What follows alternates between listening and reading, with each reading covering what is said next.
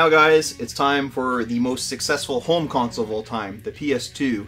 And for me, the PS2 has aged like a fine wine. Like, I got it when it first came out, but quite honestly was not that impressed with it for its first maybe 2 years. And then just the explosion of quality on the system.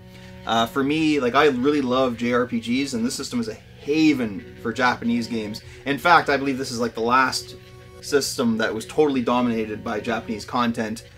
And let's, you know, I've got over 200, like something like 220 games for this bloody thing. So let's just pick out a few and show them off here for you. Like these beautiful box sets from NIS, the R10 series. Speaking of box sets, there's Dragon Quest VIII box set. The game that came out really late in the PlayStation 2's life, Eternal Poison.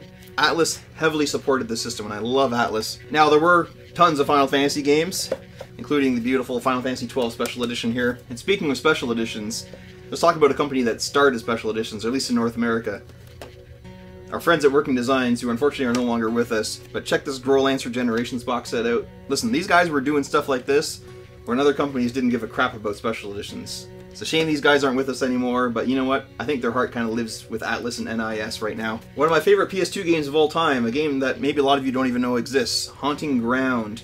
Technically like a spiritual sequel to the Clock Tower series. It's a great game because you are a female protagonist who's, you know, a young girl with no fighting abilities, no nothing, and you're being chased down in this giant mansion.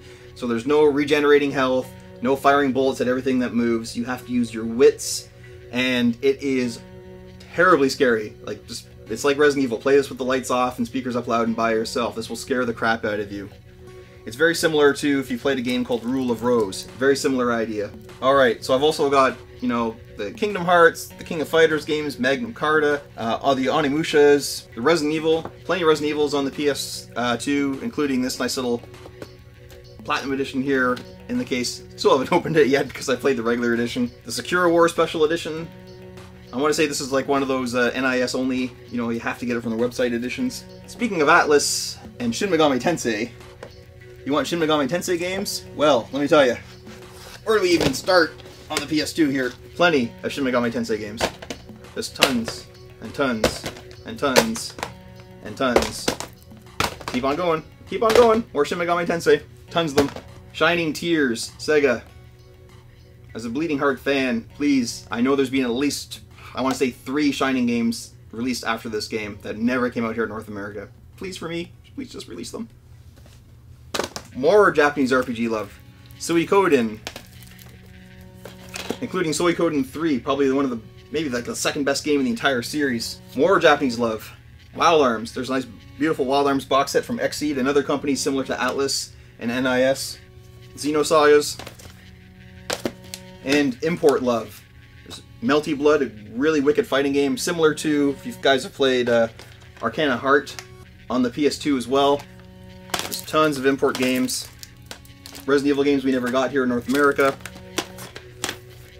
And Neo Geo games. Tons of stuff. So let me tell you, the PS2, just like, there's hundreds and hundreds and hundreds of games for the system for everyone. You cannot go wrong with the system. Like I said, the first 2 years, a little rough. After that, just plethora of great games and exclusives as well. You know what I always found, I was always a little bit confused with Sony on this. Back in the day, Xbox was putting, you know, only on Xbox on their games, and Nintendo was putting only on Nintendo. I'm surprised Sony never adopted at the time the only on PlayStation, because they had way more exclusives than anyone else. Like, just tons and tons of games are only available on the PS2.